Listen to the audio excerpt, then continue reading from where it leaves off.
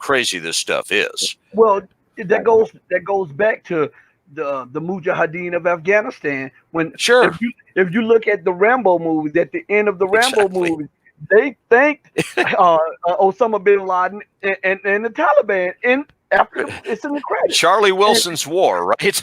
Yeah. yeah, and now they're terrorists. And then when you go, they label ISIS terrorists. Then they give ISIS a hand in Syria and Iraq, and they Boko Haram terrorists, and then they give them a hand in North Africa. And prior to America's presence there, they were not there. Why is Exactly. Exactly. I couldn't say it any better. And so you have an American public that's still being told that we are in Afghanistan because of ISIS. When I think Philip Drawley, the retired CIA station chief, who now is head of the Council for the National Interest, he's anti-neocon, anti-Zionist. I think he pointed out a number of years ago that there were probably only 200 people left that had any degree of affiliation with ISIS at all who were in Afghanistan.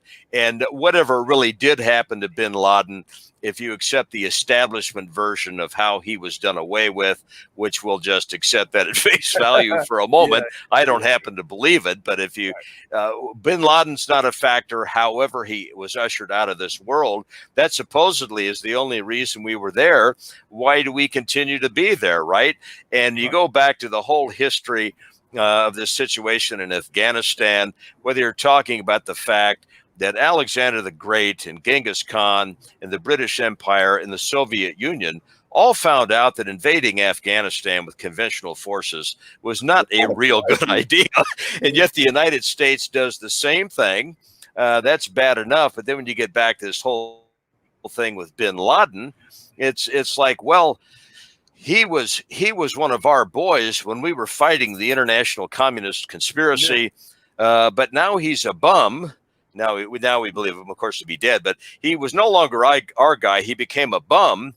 But, well, ISIS is comprised of bums when we supposedly are working against them in Afghanistan.